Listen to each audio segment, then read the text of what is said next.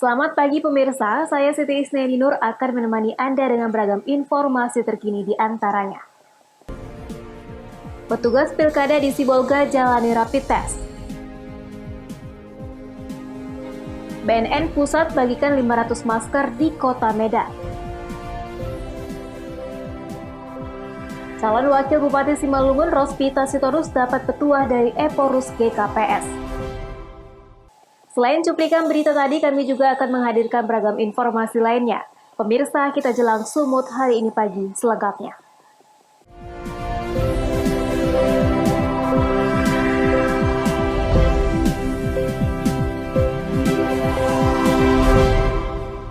Kita ke informasi pertama.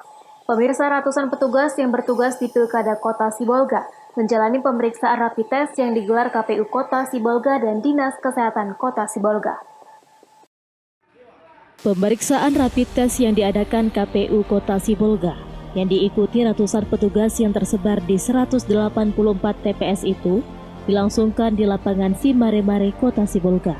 Terlihat satu persatu petugas yang bertugas di bagian pemungutan suara pilkada tingkat kelurahan ini mendatangi meja petugas medis untuk diambil sampel darahnya guna pemeriksaan COVID-19. Salah satu komisioner KPU Kota Sibolga menjelaskan, kegiatan pemeriksaan rapid test yang diwajibkan kepada ratusan petugas yang bertugas di tingkat PPS kelurahan itu bertujuan untuk memberikan rasa aman bagi masyarakat yang akan memberikan suaranya pada pilkada nanti, sehingga pelaksanaan pilkada di Kota Sibolga bisa berlangsung dengan baik. Selain itu, rapid test ini juga bertujuan untuk mengetahui apakah ada petugas yang terkontaminasi virus COVID-19 atau tidak, sehingga penyebarannya bisa diatasi. Kita melaksanakan rapid test untuk penyelenggara ad hoc yaitu di tingkat TPS, yaitu kita tahu bersama bahwa seluruh KPPS dari 184 TPS itu harus melaksanakan rapid test untuk membuktikan bahwa penyelenggara itu dalam melaksanakan pemilihan wali kota dan wakil wali kota Sibolga tahun 2020 memang sudah tidak terkontaminasi dengan COVID-19.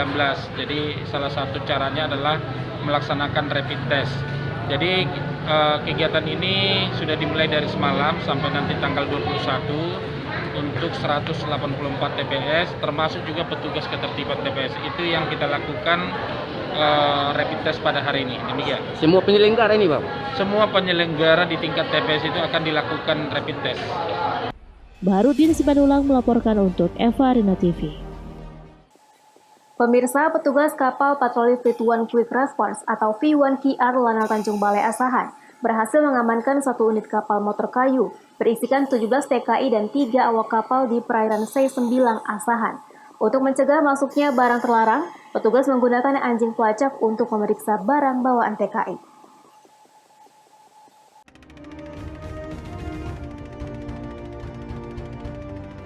Petugas kapal patroli F1QR Lanal Tanjung Balai Asahan berhasil mengamankan satu buah kapal motor kayu di perairan C9 Asahan. Kapal kayu tanpa nama tersebut ditemukan petugas saat akan menuju Kabupaten Asahan yang diduga baru dari negeri jiran Malaysia, dengan membawa sebanyak 17 tenaga kerja Indonesia ilegal. Berdasarkan informasi, masuknya TKI menggunakan kapal nelayan untuk mengelabui petugas. Selanjutnya, para TKI dibawa ke Mako Lanal untuk pemeriksaan lebih lanjut. Tanjung Balai Asahan telah menangkap kapal tanpa nama yang berlayar dari Malaysia. Di dalamnya ternyata diduga ada TKI yang tidak mempunyai surat-surat lengkap atau diduga tenaga kerja ilegal yang berasal dari Indonesia. Mereka berjumlah sekitar 17 orang. Saat ini ABK dan para penumpang tersebut sedang kami periksa, kemudian akan kami serahkan ke imigrasi. Untuk kapal akan kami proses lanjut, karena dalam pelayaran tersebut kapal tidak dilengkapi oleh dokumen-dokumen yang lengkap. Selanjutnya kami koordinasi dengan imigrasi dan juga dinas kesehatan untuk mengecek kesehatan mereka sebelum mereka diserahkan ke imigrasi. Untuk mencegah masuknya barang ilegal, petugas mengerahkan anjing pelacak serta menerapkan protokol kesehatan. Untuk para TKI selanjutnya, diserahkan ke kantor imigrasi Tanjung Balai. Wanda Pratama melaporkan untuk Evarina TV. Sementara itu pemirsa, pasca penahanan Kepala Daerah Labuan Batu Utara oleh KPK demi untuk kepentingan proses penyelidikan, KPK kembali menahan seorang tersangka AMS yang merupakan oknum Kepala Badan Pengelola Pendapatan Daerah di Pemkab Labuan Batu Utara. Guna kepentingan proses penyidikan kasus korupsi dana alokasi khusus APNP dan APBN tahun 2017 dan 2018, KPK kembali menahan seorang tersangka AMS selama 20 hari, di mana sebelumnya KPK juga telah memanggil beberapa oknum ASN, anggota DPRD Sumut dan pihak swasta di Aula Mapolres Asahan, diduga terkait pengembangan kasus dana alokasi khusus tersebut.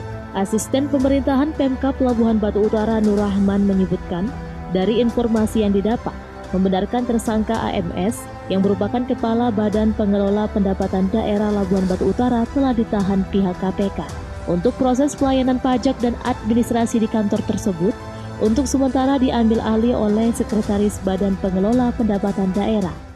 Informasi yang kita dapatkan melalui media massa, terutama televisi, konferensi pers dari KPK, memang benar Agusman memang tersangka dan sudah dilakukan penahanan oleh KPK. Untuk aktivitas kantor sendiri bagaimana, Pak? Untuk aktivitas di kantor pendapatan, di dinas pendapatan masih berjalan seperti biasa. Ya, untuk yang rutin-rutin ini Pak Sekretaris Badan, Sekretaris Dinas nanti yang melaksanakan ininya, mengkoordinir seluruhnya ya, sampai nanti menunggu siapa yang kita tunjuk sebagai pelaksana tugas nanti di sana. Meski oknum Kaban Pengelola Pendapatan Daerah ditahan pihak KPK, namun pelayanan masyarakat di kantor tersebut tetap berjalan normal. Ucok Sitorus melaporkan untuk Evarina TV. Sumut hari ini masih akan kembali sesaat lagi, tetaplah bersama kami.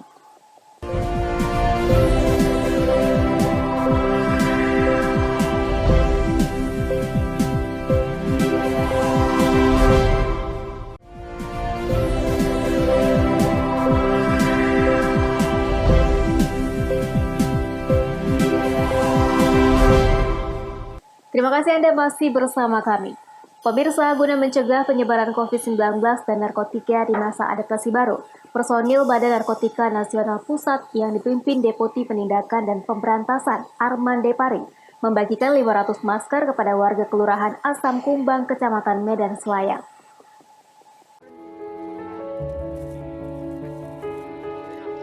Meski Satuan Tugas Penanganan COVID-19 Sumatera Utara menyebut wilayahnya sudah keluar dari zona merah penyebaran COVID-19, berbagai upaya terus dilakukan. Seperti halnya personil Badan Narkotika Nasional Republik Indonesia yang membagikan sebanyak 500 masker standar WHO ke ratusan masyarakat di kawasan Kelurahan Asam Kumbang, Medan Selayang. Terlihat satu persatu warga tidak menggunakan masker, didatangi petugas BNN sambil mensosialisasikan untuk menggunakan masker jika beraktivitas di luar ruangan, tetap menjaga jarak, dan selalu menjaga kebersihan seperti rajin mencuci tangan dengan sabun atau menggunakan hand sanitizer. Kegiatan bagi masker ini juga untuk mendukung pemerintah dalam menanggulangi penyebaran COVID-19. Deputi Penindakan dan Pemberantasan BNN Pusat Arman Depari berpesan kepada warga untuk selalu mematuhi aturan protokol kesehatan yang dianjurkan oleh pemerintah. Pembagian masker berlogo BNN ini juga untuk mengingatkan kepada warga kalau pandemi narkoba juga ada di tengah masyarakat. Oleh karena itu, dengan memakai masker, mengingatkan masyarakat untuk tidak memakai narkoba, khususnya untuk para milenial.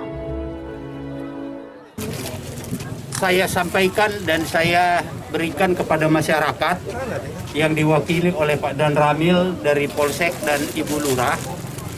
Ini mengandung arti bahwa sekarang ini ada pandemi COVID di seluruh dunia dan juga di Indonesia, juga di Medan. Nah, dengan memakai masker ini tentu kita akan terlindung dari virus-virus yang bisa saja menyerang kita. Dan sekaligus kami ingin mengingatkan bahwa ada pandemi yang lain. Bukan hanya pandemi COVID-19, tetapi juga ada pandemi narkoba yang merupakan penyakit di tengah masyarakat kita.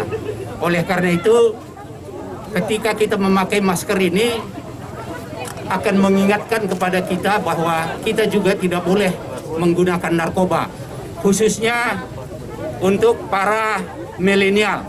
Makanya di sini disebutkan milenial anti narkoba. Saya kira bagus nanti dipasangin. Ya, saya kasih di. Selain di Kota Medan, pembagian ratusan masker ini juga telah dilakukan di beberapa kota besar di Indonesia. Wahyu Pratama melaporkan untuk Eva Arena TV.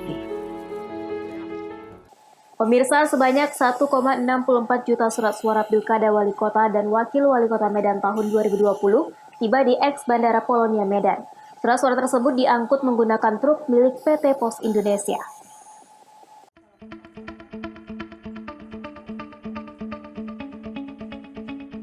Sebanyak 1.643.175 surat suara pemilihan wali kota dan wakil wali kota Medan tahun 2020 Minggu malam tiba di gedung eks Bandara Polonia yang diangkut dengan menggunakan truk milik PT Pos Indonesia.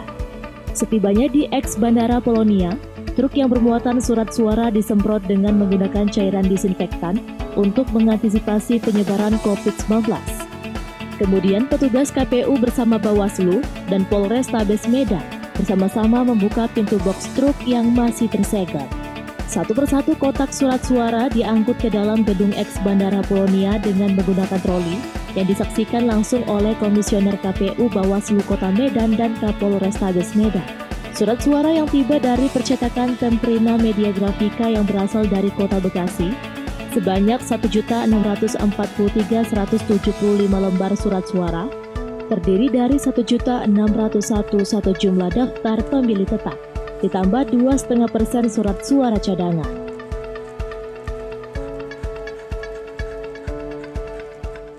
Iya, untuk hari ini di KPU Medan itu sudah sampai logistik surat suara yang sampai hari ini sejumlah DPT Kota Medan ditambah dengan 2,5% ditambah 2.000 surat suara pemungutan suara ulang gitu. Jadi totalnya itu ada 1.645.175 lembar. Kurang lebih seperti itu. Untuk selanjutnya surat suara yang sudah tiba ini akan dilakukan proses sortir dan pelipatan. Jadi rencananya KPU Kota Medan itu akan memulai proses sortir dan lipat itu di hari Selasa. Targetnya kurang lebih paling lama 6 hari bisa tuntas dikerjakan. Rencananya pihak KPU Kota Medan akan melakukan pelipatan dan sortir surat suara pada hari Selasa dan ditargetkan akan selesai pada 5 hingga 6 hari mendatang. Daniel Pekuali melaporkan untuk Eva Arena TV.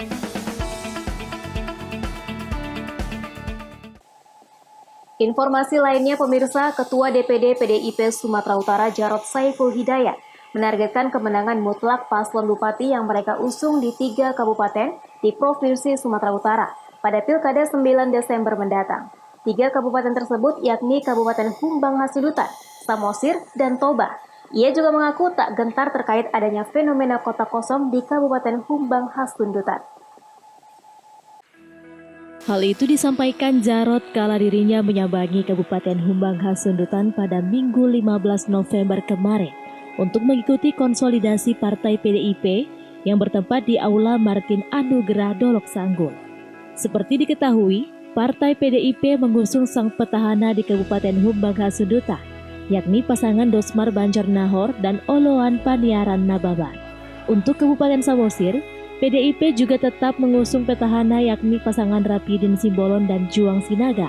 Dan di Kabupaten Toba, PDIP mengusung pasangan Poltak Sitorus dan Tony Simanjuntak. Jarod menargetkan di Kabupaten Humbang Hasundutan PDIP akan meraup suara hingga 83%. Sedangkan di Kabupaten Toba dan di Kabupaten Samosir, PDIP menargetkan kemenangan 60%. Jarod menyebut PDIP tidak gentar terkait adanya fenomena kota kosong di Kabupaten Humbang Hasundutan Menurutnya, masyarakat Humbang Hasundutan sudah cerdas dalam berpolitik. Sejumlah capaian yang sudah dilakukan Dosmar Banjarnahor dalam masa jabatannya akan menjadi pertimbangan para warga untuk menentukan pilihannya. Sejumlah kegiatan kedatangan Presiden Jokowi ke Humbang Hasundutan, kata Zarot, tak lepas dari keberhasilan Dosmar Banjarnahor dalam memimpin kabupaten itu dalam 5 tahun terakhir. Karena keberhasilan itulah Dosmar dipercaya untuk kembali diusung Partai PDIP di perhelatan Pilkada tahun ini. Hari ini ya kita sengaja konsolidasi pemenangan di 3 wilayah ya. Untuk Humbang Hasundutan, Toba, dan Samosir. Target kita itu menangnya lebih dari 70%. Ya. Kita akan berusaha mencapai sampai 83% untuk Humbang Hasundutan. Betul tidak? Sedangkan untuk Toba, target kita menang dengan 60%. Sedangkan untuk Samosir, target kemenangan kita 60% juga. Ya. Rahmat Tinton, Banjarnahor melaporkan untuk Eva Arena TV. Sumut hari ini masih akan kembali sesaat lagi, tetaplah bersama kami.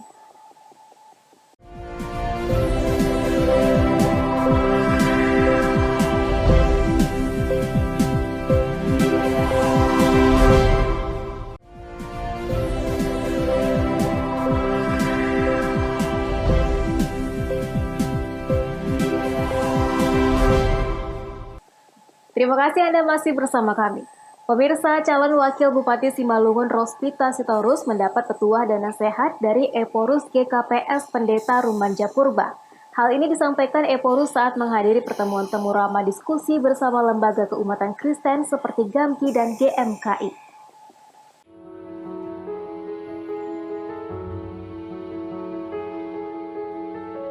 Gerakan Angkatan Muda Kristen atau GAMKI dan Gerakan Mahasiswa Kristen Indonesia atau GMKI melakukan giat temu ramah bersama Ephorus dan Sekjen GKPS, Pendeta Rumanja Purba dan Pendeta Paul Ulrich Munte dengan calon Wakil Bupati Simalungun Rospita Sitorus. Pertemuan ini dilaksanakan di Komplek Kantor Pusat GKPS Jalan Pendeta Jewis Marsaragi, Pematang Siantar. Kehadiran calon Bupati Simalungun Rospita Sitorus untuk mendapat petua dan nasihat dari Ephorus GKPS atas niat baiknya untuk maju pada Pilkada Simalungun Desember 2020 mendatang. Pertemuan yang berlangsung penuh kekeluargaan ini juga dihadiri Ketua GAMKI Sumut Ronald Naibaho, serta sejumlah ketua dan pengurus GMKI Siantar, Simalungun, dan Medan dari berbagai periode. Ephorus GKPS Pendeta Rumanja Purba menyampaikan nasihat kepada paslon, siapapun yang menang menjadi pemimpin di Kabupaten Simalungun, harus memiliki komitmen dan bersinergi dengan seluruh stakeholder, salah satunya GKPS. Ya, saya kira satu hal yang wajar kandidat atau calon pemimpin di masyarakat bertemu dengan komunitas yang ada di Simalungun, khususnya GKPS. Jadi kita sepakat bahwa siapapun yang sudah mencalonkan diri, dia adalah seorang pemimpin. Jadi kita harapkan yang terbaik, tapi bukan kita yang menentukan, masyarakat yang menentukan pilihan yang terbaik, siapa yang menjadi pemimpinnya. Pemimpin itu harus memiliki komitmen, itu di atas segala-galanya. Hal lain sebenarnya hal-hal yang rutin, tapi komitmen itu harus kuat dimiliki oleh pemimpin. Dan bersinergi dengan stakeholder, Pak. Betul, jadi jangan individu, harus bersinergi dengan semua strongholder yang ada di Simalungun ini. Salah satu adalah GKPS. Pertemuan kekeluargaan ini diabadikan dengan foto bersama di halaman kantor GKPS. Dosi Simarwata melaporkan untuk Eva Arena TV. Pemirsa, Dinas Pariwisata Provinsi Kalimantan Selatan mengoperasikan bus wisata baja jalanan untuk mendukung perkembangan pariwisata Kota Banjarmasin. Melalui bus baja jalanan ini, warga diajak berkeliling Kota Banjarmasin dengan tetap menerapkan protokol kesehatan COVID-19.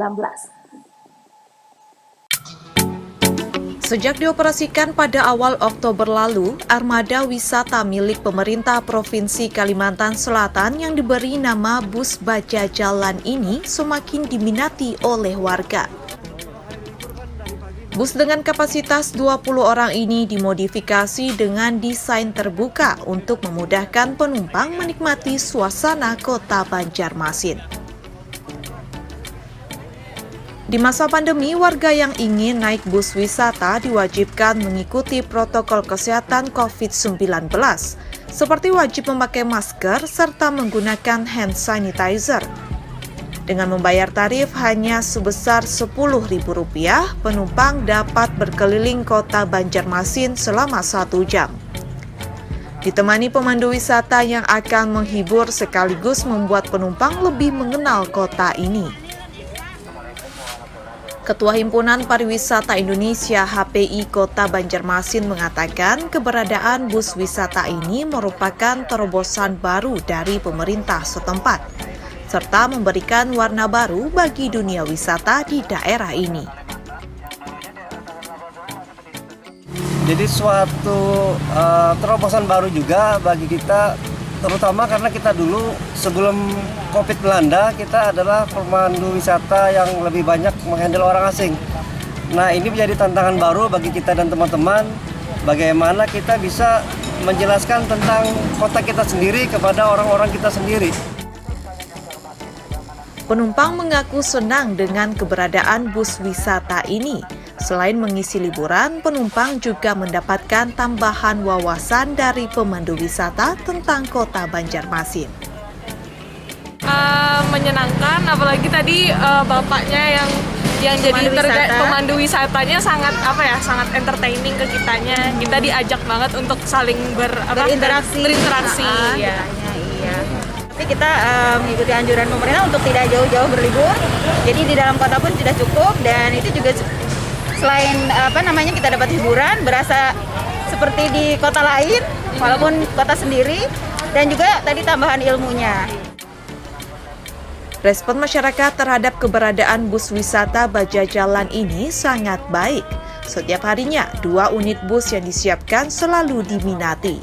Bahkan di hari libur, para penumpang harus rela mengantri berjam-jam untuk menunggu giliran. Bus Baja Jalan berangkat dari Siring 0 km dengan jadwal operasi Senin hingga Jumat mulai pada pukul 15.00 hingga 18.00 WITA. Sedangkan Sabtu dan Minggu mulai 8.00 hingga 18.00 WITA. Dari Banjarmasin, Latif Thohir, Kantor Berita Antara, mewartakan. Pemirsa, demikianlah rangkaian informasi dalam Sumut hari ini pagi. Saya Siti Isnianiur mewakili kerabat kerja yang bertugas pamit undur diri. Terima kasih atas kebersamaan Anda dan sampai jumpa.